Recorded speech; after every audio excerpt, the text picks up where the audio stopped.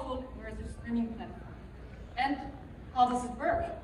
So basically, you need an XR application, obviously, and you need the streaming technology. Our streaming technology is called ISR. It's a simple SDK. You can download it directly online and integrate it in your application. And you already have an XR Now application, which can be hosted on XR Now and streamed directly to all connected end users. With XR Now, we are uniting AR, VR, MR applications, different 3D engines, with streaming at the cloud with all industrial relevant XR devices. But what's inside? What did we need to build up something like that? Of course, I'm outlining we are needing streaming, we need ISR. But there's also in the background, there's a lot more. There's rendering, there's resource management, user management, orchestrating, PLM connectors. Luckily, we have a partner on board with AWS who's supporting us here, and I would like to ask Evan to show us more here. Indeed, yeah. So there's a whole bevy of services from AWS that are powering XR Now on the back end, right? From our storage services, database services, compute, API services. But these are really all abstracted away from you as the end user to create this sort of Netflix for 3D type of user experience. I think what's more interesting for you guys is what we're doing upstream and downstream of this application to solve some of the challenges from earlier. So as we've been engaging customers alongside HoloLight, customers are asking us to help them build a custom and bespoke 3D ingestion pipeline and asset management system. They're telling us there's just nothing out there that's a one-size-fits-all approach, right? Every vertical, every customer has unique requirements around security, unique 3D data types, certain use cases and existing workflows we have to account for. And so we started to build out these systems, and while there's no one-size-fits-all approach, there are a few key set building blocks that repeat across every single one of these systems we've developed. Customers want an API-first approach to, as I mentioned, integrate with their PLM tools and their downstream applications. They also want the ability to bring their own license and their own tools for 3D CAD conversion, or photogrammetry, or LiDAR meshing, you name it. They also want just a really basic system to act as like a 3D data warehouse repository where they can search and configure and easily share 3D assets. So we started to build this for about 6 to 8 customers over the last 7 or 8 months or so, and it was getting pretty redundant. So we stepped back and said, why do we keep doing this? Let's just build it ourselves, such that we can get customers further along towards a production-grade system. And so that's what we did. We've actually built a 3D asset management system that includes an interface to build and drop in your own custom 3D ingestion pipelines and create your own workflows. We call it VAMS, which stands for Visual Asset Management System. A very sexy, creative name we're pretty proud of. And we've actually are now in the process of open sourcing it, right? So you can have access to the code and customize it as you deem fit, but don't think of this as a solution out of the box per se. Think of it as more of a modular framework out of the box, where you're going to get the ability to easily upload and manage 3D assets with our storage tools like S3 and DynamoDB. You're going to have the ability to visualize in a browser and bring any kind of rendering tool like Babylon per se of your choice to visualize. But not just visualize the model, also see all of its derivatives and see all the associated workflows tied to it, all the pipelines that are tied to it, right? All the different model hierarchies associated with it. Where it gets really interesting is the ability to, like I said before, drop in your own pipelines with containerized code, which is basically just a packaged script allows you to run an application in the cloud in a very scalable, horizontal way. So take, for example, services like Pixies from Unity or Unreal Datasmith, right? We can now containerize these things. Rather than doing one file at a time on one workstation, you can upload hundreds of files, parallelize all the compute, all the containers to process those, and create hundreds of files within minutes. They're XR ready. And then different pipelines are needed for different use cases, different data types. So let's say a certain workflow is, upload asset from PLM system, convert to this file format, reduce this polygon count size to this, add this texture and send to XR Now or different applications in XR Now. That's one workflow. And today it's a very manual process to build that out time and time again. But with this system, you're able to bake that workflow into one script, and it's now a one-click workflow for that particular pipeline or use case. So that's how we're solving the 3D workflow content creation management problem. Downstream from this, we talked about latency and security requirements. It's important to note that Hololight runs very well in the public region, the central cloud. They have incredible technology that does what's called late latching, that creates a much lower perceived latency than the actual latency on paper. So for most use cases that aren't super interactive, they're mostly visual, you can run Hololight in the region. But some use cases are a bit more twitchy, a bit more interactive, and sometimes InfoSec has a strong stance once the data on-prem.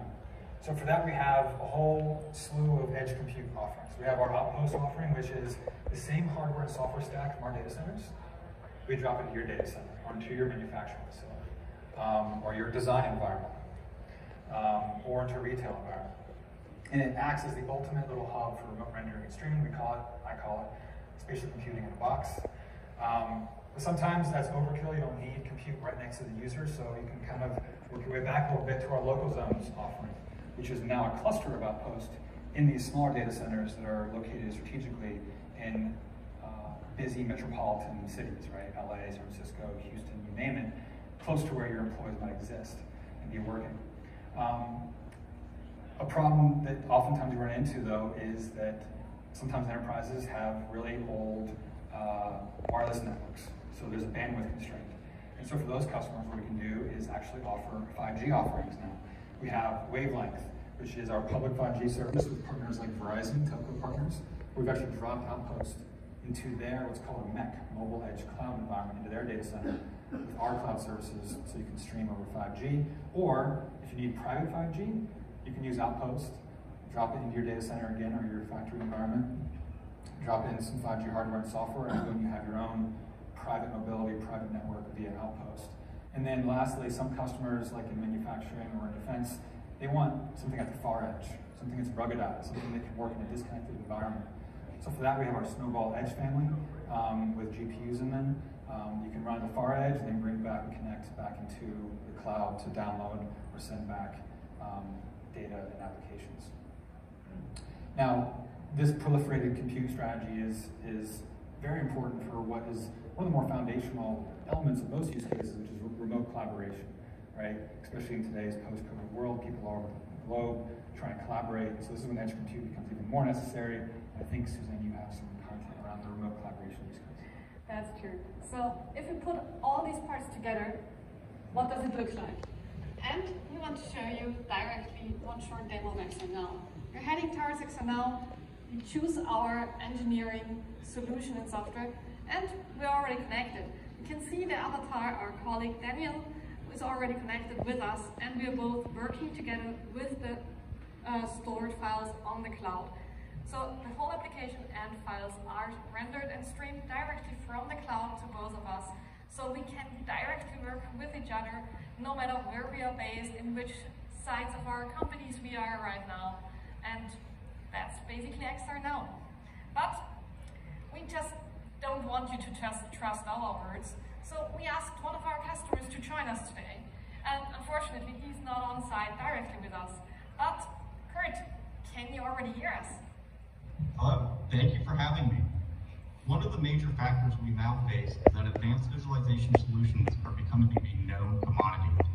Like the rise of the PC and the smartphones, we now have a world of software engineers constantly creating and deploying visual-based applications. The industrial metaverse, like digital twin, everyone's got their own definition. My own elevator pitch version is simple. It's a set of technologies that can help deploy XR and visual applications at scale. This means deployment of solutions to thousands or millions of users. And it's not about one single piece of software to rule them all, but hundreds of them that all do their part together. The metaverse concept should be the same. It's not one single app, and the way I see it, it's more of an extension to the existing DevOps pipeline, but specialized in visualization. So, why is the metaverse different than what we got today?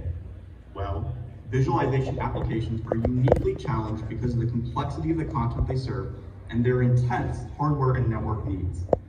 It's also about seeing information in new ways, which means high throughput interfaces and data threading with systems like industrial engineering PLMs, manufacturing MESs, and sustainment MROs. Solutions today don't tackle those aspects well, or at all. This brings us to technologies like remote rendering, a great example of a needed infrastructure component. It can reduce end-user hardware needs, content preparation pipeline bottlenecks, and help in areas like decreasing cybersecurity risks. It's similar to commercial streaming platforms today. Most major media and gaming platforms are using streaming for a reason.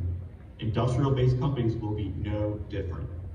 Now, remote rendering is not the only thing needed in this architecture. However, once you start combining it with cloud and edge compute, mobile 5G, and systems that can easily deploy many different XR applications, now that's starting to become a recipe for a newly scalable DevOps environment.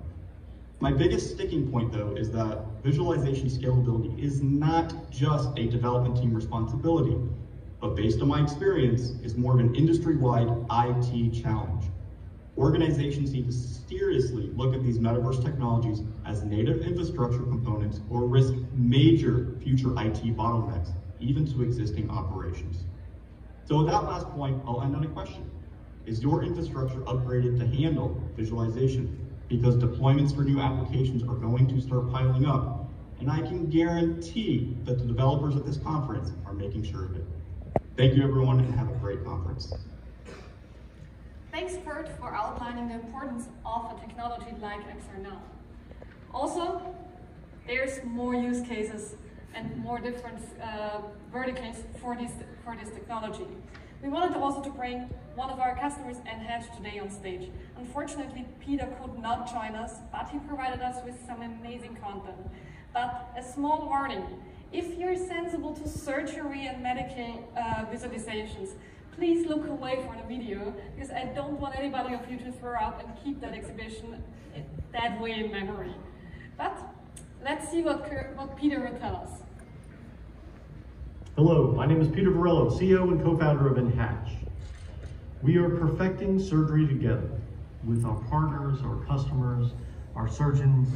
At NHedge, we're developing the intelligent surgery ecosystem, which connects artificial intelligence, augmented reality, virtual reality, all these technologies that are becoming mainstream into a solution for our customers.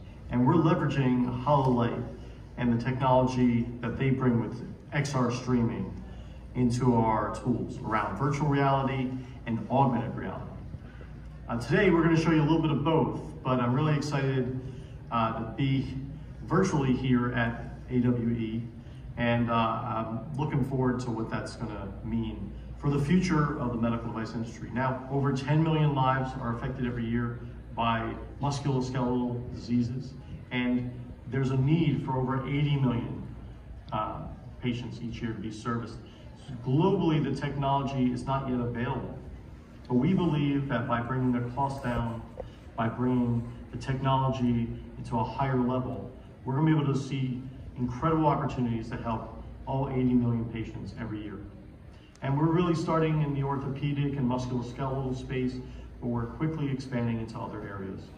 We have an exciting new set of partnerships we're going to be announcing, just like this one here, that's going to keep driving the ecosystem further and further. So again, as I said, we are perfecting surgery together, and let's begin.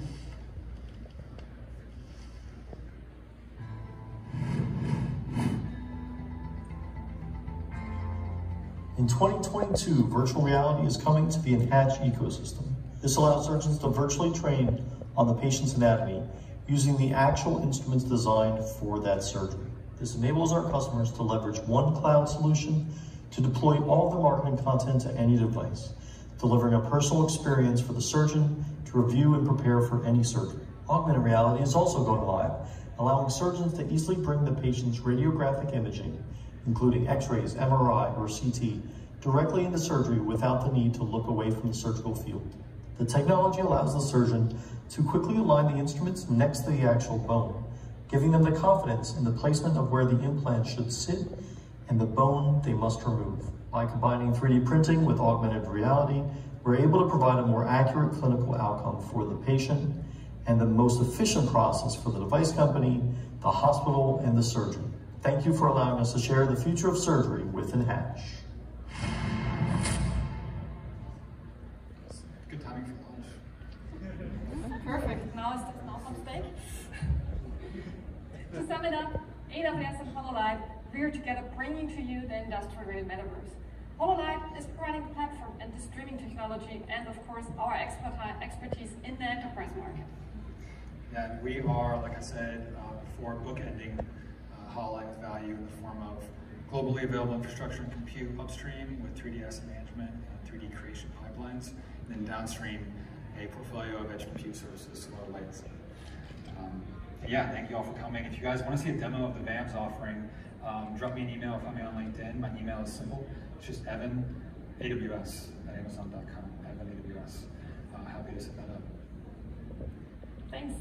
So to come to an end, I'd like to invite you, make your step into the industrial metaverse, meet us the next 2 days at our booth in the sponsor area, and talk to us directly to book your private demo at AWE. We still have a few slots open, and let's stay in touch with us. You'll find us on LinkedIn, on social media, and in our offices in Germany, Austria, and since a couple of weeks, also the US now. All right, guys, see you out there. Very nice job.